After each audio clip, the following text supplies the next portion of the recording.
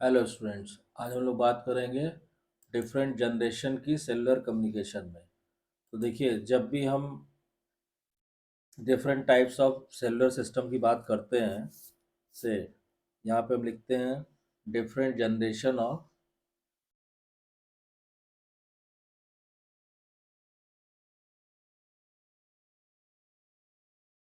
Different generation of cellular system. तो देखिए, mobile telephony में या मोबाइल टेली कम्युनिकेशन में जब भी हम different generation of mobile communication की बात करते हैं तो उसमें आपने सुना होगा 1G, 2G, 3G, 4G। अब जैसे अभी जो लेटेस्ट आया है 5G। तो सबसे पहले इसमें आपको ये पता होना चाहिए कि जी का मतलब क्या होता है। ठीक है, तो देखिए इसमें जी का मतलब, जैसे हम 1G बोलते हैं, 2G, 3G, इस तरह। तो इसमें जी का मतलब होता है, जैसे हमने कहा 1G, इसका मतलब हो गया कि फर्स्ट जनरेशन, यानी जी स्टैंड्स फॉर जनरेशन। तो जैसे जैसे इसमें डेवलपमेंट होते गए, 1G के बाद 2G, फिर 3G, फिर 4G, 5G, ऐसे। तो डिफरेंट जनरेशन को हम इन शॉर्ट फॉर्म में हम इसको 1G, 2G बोलते हैं। तो सबसे पहले हम शुरुआत करते हैं 1G कम्युनिकेशन की। ठीक है, तो देखिए 1G सेलुलर कम्युनिकेशन सिस्टम में क्या होता है कि this is the first generation of mobile communication system. In the 70s, privately owned business began building up their own particular correspondence framework to advance existing frameworks further। तो यानी कि around 1970s के, ठीक है, जो प्राइवेट ऑर्गेनाइजेशन थे या private business houses थे, उन्होंने अपना खुद का फ्रेमवर्क जो है डेवलप किया करस्पॉन्डेंस करने के लिए, जो एग्जिस्टिंग फ्रेमवर्क था उससे ज़्यादा एडवांस। ठीक है, तो वो जो प्राइवेट फ्रेमवर्क थे वो क्या थे? वो थे आपके AMPS। AMPS मतलब इसका फुल फॉर्म था analogue mobile phone system. Analogue mobile phone system. तो जो प्राइवेट बिजनेस हाउसेस थे उन्होंने अपना ये डेवलप करना शुरू कर दिया था। And it utilises in parts of America and the UK. और ये शुरू हुआ था आपका यूनाइटेड स्टेट्स ऑफ अमेरिका में और यूके में। उसके बाद total access communication system and Nordic mobile telephone were also used in parts of Europe. उस समय यूरोप में जो सिस्टम यूज किया जा गए प्राइवेट ऑर्गेनाइजेशन द्वारा, वो एक तो था आपका TACS। That was TACS। ये क्या था? ये था आपका टोटल एक्सेस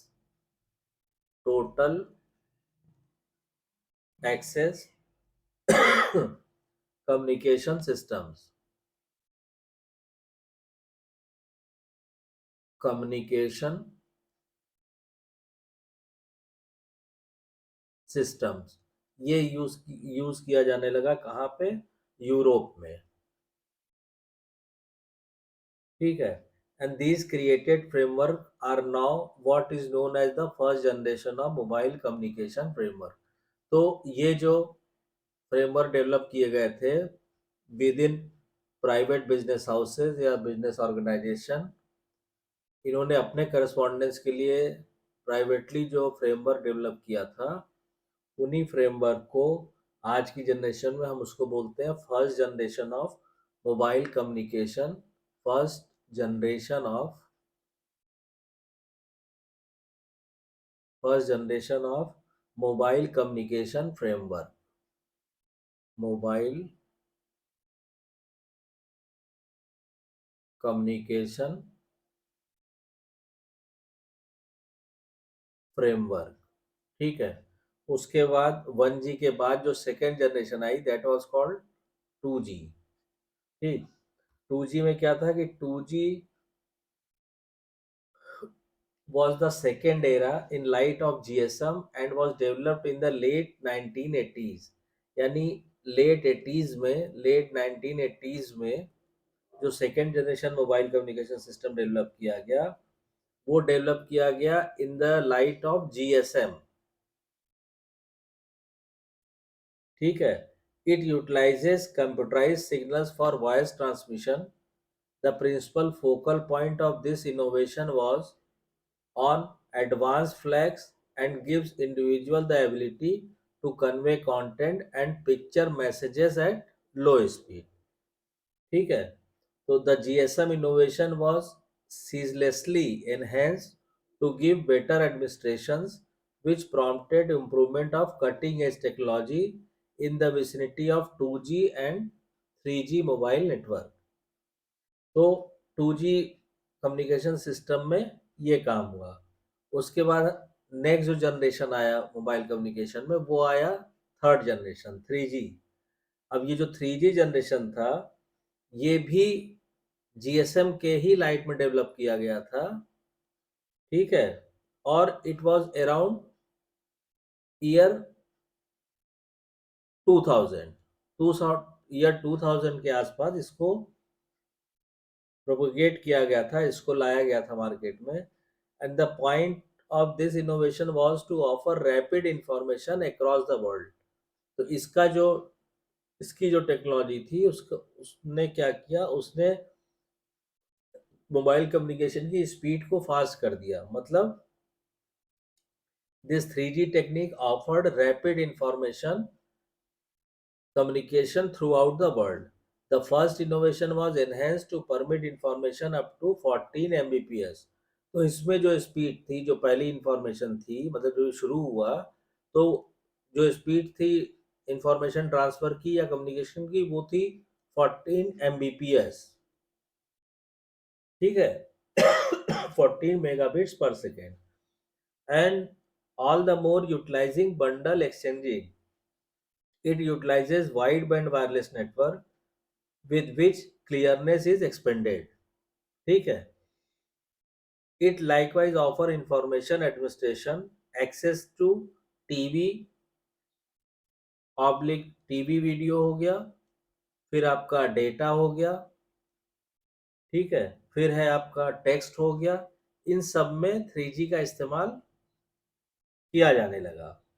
ठीक है। और इसके अलावा as well as new administration like global roaming भी अब संभव थी। यानी इनके इनके कम्युनिकेशन या इनके इंफॉर्मेशन ट्रांसफर के साथ साथ ग्लोबल रोमिंग, मतलब अपना मोबाइल लेके आप ऑल ओवर वर्ल्ड कहीं भी लेके चले जाइए, आपका मोबाइल जो है रोमिंग पे रहेगा और काम करता रहेगा। ठीक।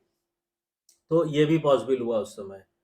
और इसमें क्या था कि it works at a scope of 2100 megahertz and has a data transmission of 15 to 20 megahertz, utilised for high speed network access and video visiting.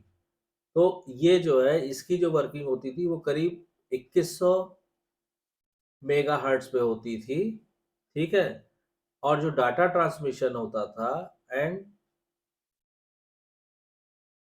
Data transmission, वो तकरीबन होता था 15 से 20 मेगाहर्ट्ज पे। ठीक है। Utilised for and it was utilised for, ये किस पे इस्तेमाल किया जाता था? For high speed network, for high speed network access and video visiting पे, वीडियो विजिटिंग। ठीक है। तो ये तो हो गया आपका थर्ड जनरेशन जो 3G मोबाइल नेटवर्क आया था। उसके बाद इसमें एक चीज और बतानी है आपको कि the 3G mobile framework was called a UMTS. तो जो 3G मोबाइल नेटवर्क था, 3G मोबाइल नेटवर्क जो था, वो क्या कहलाया? वो कहलाया यूएमटीएस, मतलब universal mobile telecommunication system. Universal mobile telecommunication system.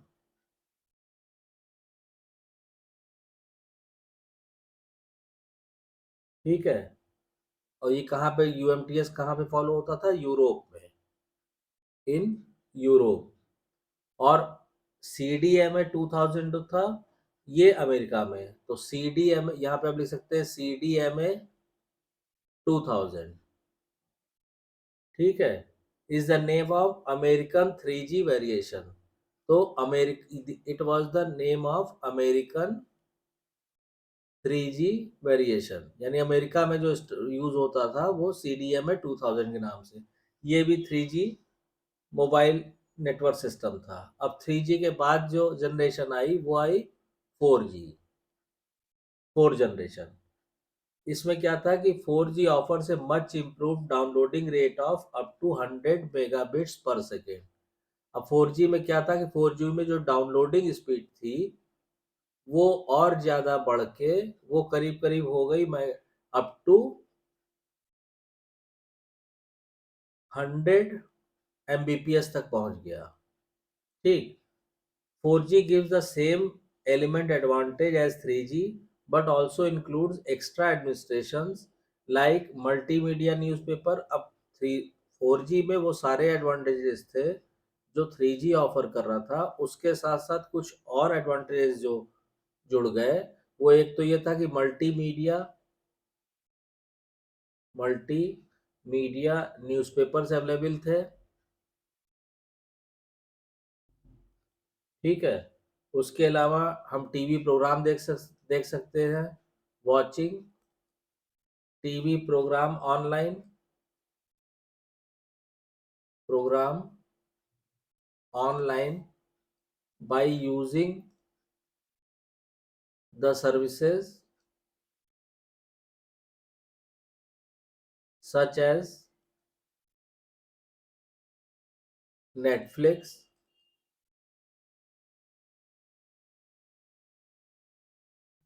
और इनको यूज करने का फायदा क्या था कि इसमें जो क्वालिटी थी with a lot more clarity due to the send oblique receive speeds of data now being significantly quicker than past ages। तो इसमें जो क्वालिटी थी ऑडियो वीडियो की, quality was much improved. 3G से कहीं ज़्यादा बेहतर क्वालिटी हमको 4G में मिलने लगी और स्पीड भी मिल गई। ठीक। उसके बाद क्या कहता है कि it introduce us to mobile social media and mobile app world use how it is today. तो इससे एक 4G के आने से एक फायदा हुआ कि हम जो है, जो आज के समय में हम लोग यूज कर रहे हैं मोबाइल सोशल मीडिया, उसका यूज करने लगे, और डिफरेंट तरह के ऐप्स का, मोबाइल ऐप वर्ल्ड। क्योंकि आज आप देखते हैं, आप किसी भी तरह की सर्विसेज चाहिए आपको, बैंक की है, LIC की है, स्कूल कॉलेज, हर हर आदमी अपनी सर्विसेज ऑफर करने के लिए अपना ऐप डेवलप करके मार्केट में डाल दे रहा है।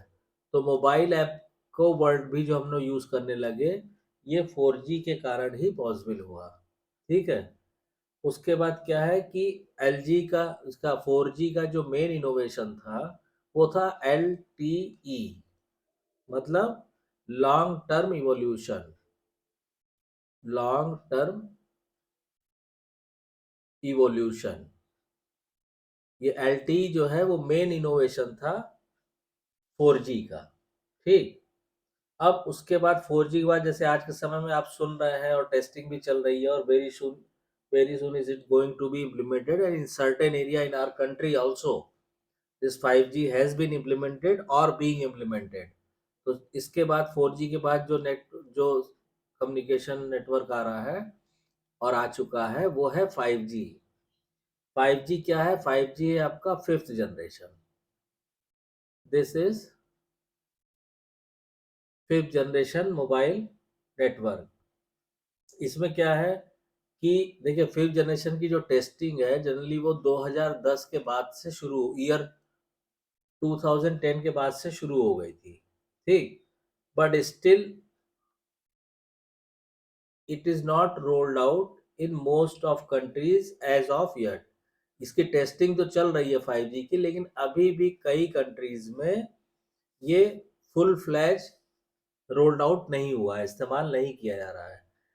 अब इसमें क्या है कि all investigation of the release date of when 5G will be available points to the year 2020, in spite of the fact that the system will start to be deployed in 2018, and the lion's share of administrative bodies and producers are as of now occupied with converse or testing a standard as it occurred before the deployment of the 4G innovation.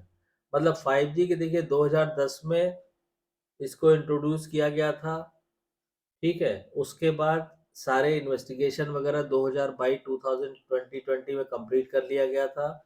However ये system जो है 5G system कई जगह पे 2018 में ही deploy किए जाने लगे, ठीक है। अब इसमें क्या है कि अगर आपको एक्चुअल में बताएं तो जो क्वालाकॉम कंपनी है, ठीक है, जो क्वालाकॉम कंपनी है, इसको आपने नाम सुना होगा इसका, कि